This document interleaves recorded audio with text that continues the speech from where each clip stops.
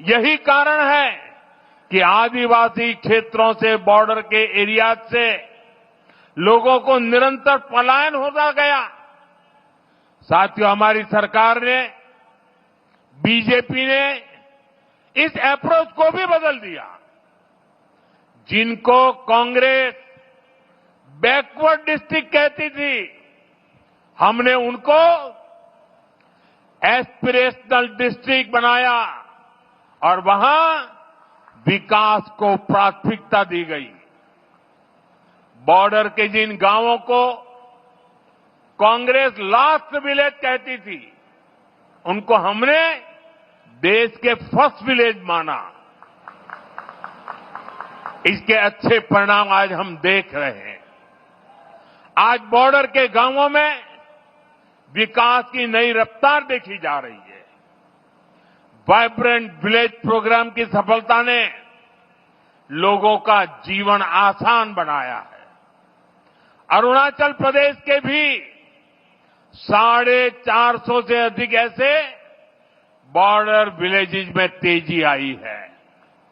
वहां रोड, बिजली और इंटरनेट जैसी सुविधाएं पहुंची है। पहले बॉर्डर से शहरों की तरफ पलायन होता था, लेकिन अब बॉर्डर के गांव टूरिज्म के नए केंद्र बन रहे हैं। साथियों, अरुणाचल में टूरिज्म के लिए बहुत संभावनाएं हैं।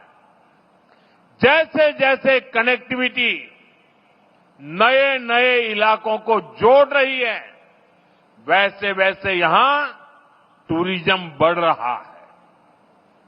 मुझे खुशी है कि बीते दशक में यहां टूरिस्ट की संख्या में 2 गुनी वृद्धि हुई है। लेकिन अरुणाचल का सामर्थ्य नेचर और कल्चर से जुड़े टूरिज्म से भी कहीं ज्यादा है। आजकल दुनिया में कॉन्फ्रेंस और कंसर्ट टूरिज्म की भी बहुत बाढ़ आ रही है, बहुत बढ़ रहा है। इसलिए तवांग में बनने जा रहा आधुनिक कन्वेंशन सेंटर अरुणाचल के टूरिज्म में एक नया आयाम जोड़ेगा। अरुणाचल को भारत सरकार के वाइब्रेंट विलेज अभियान से भी बहुत मदद मिलेगी। ये अभियान हमारे बॉर्डर किनारे बसे गांवों के लिए मील का पत्थर साबित हो रहा है। साथियों, आज अरुणाचल में तेजी से विकास इसलिए दिख रहा है क्योंकि दिल्ली और ईटानगर दोनों जगह बीजेपी सरकार है। केंद्र और राज्य दोनों की ऊर्जा विकास में लग रही है। अब जैसे यहां कैंसर इंस्टीट्यूट का काम शुरू हुआ है, यहां मेडिकल कॉलेज बन रहे हैं, आयुष्मान स्कीम से यहां अनेक साथियों को मुफ्त इलाज मिल रहा है। ये केंद्र और राज्य के डबल इंजन से संभव हो पा रहा है। साथियों, डबल इंजन सरकार के प्रयासों से ही अरुणाचल अब कृषि और बागवानी में आगे बढ़ रहा है।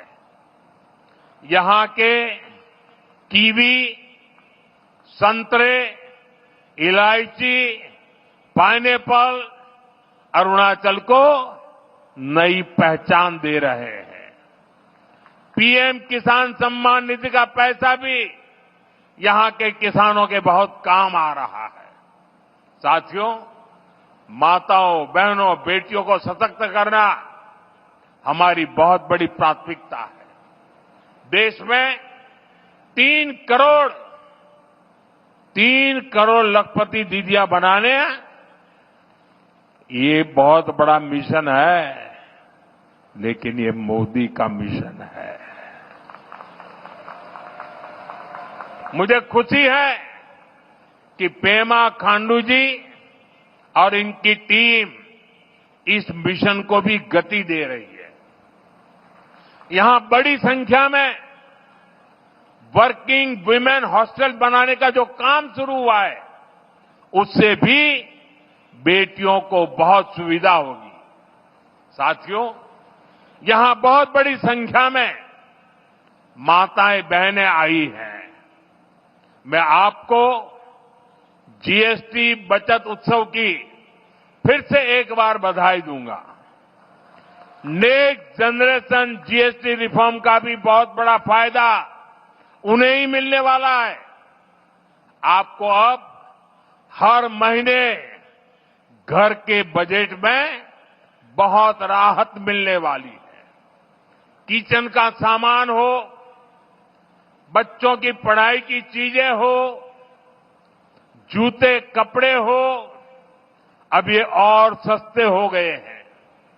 साथियों, आप साल 2014 के पहले के दिन याद करिए, कितनी सारी परेशानियां थी।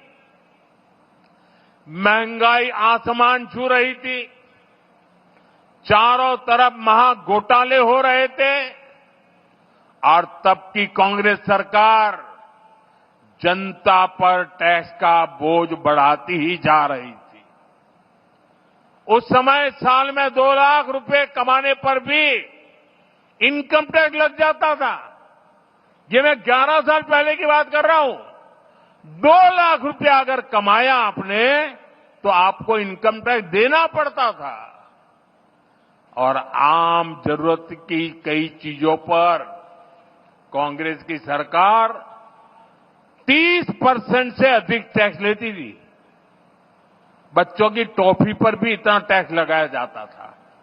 साथियों, तब मैंने कहा था, मैं आपकी कमाई और आपकी बचत दोनों को बढ़ाने का काम करूंगा।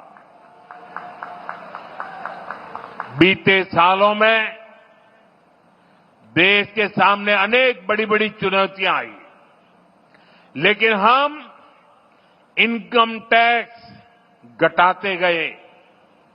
इसी साल हमने, अब विचार कीजिए, 11 साल पहले 2 लाख, इसी साल हमने 12 लाख रुपए तक की वार्षिक आय पर इनकम टैक्स 0 कर दिया।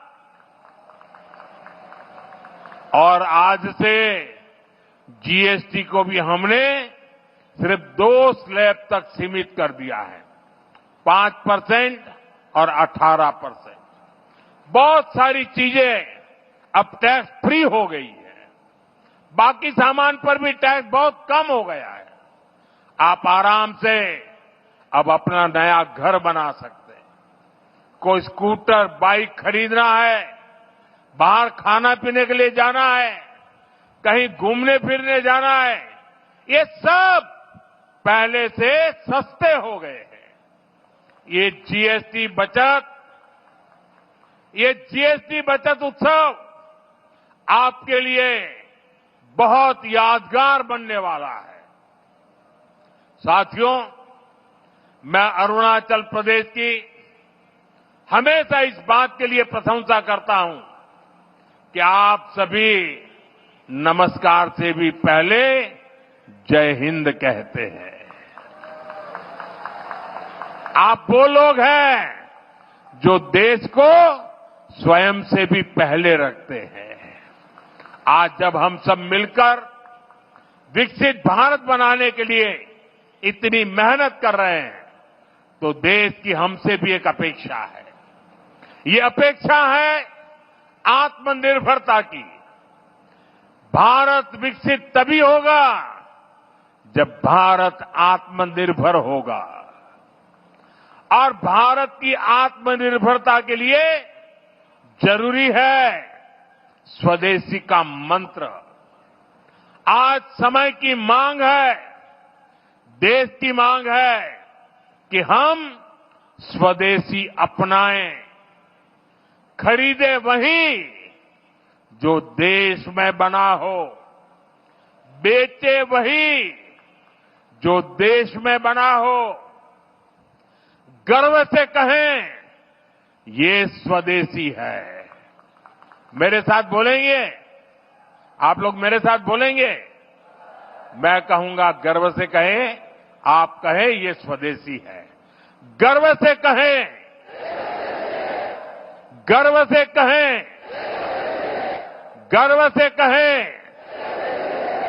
इसी मंत्र पर चलते हुए देश का विकास होगा, अरुणाचल का, नॉर्थ ईस्ट का विकास तेज होगा।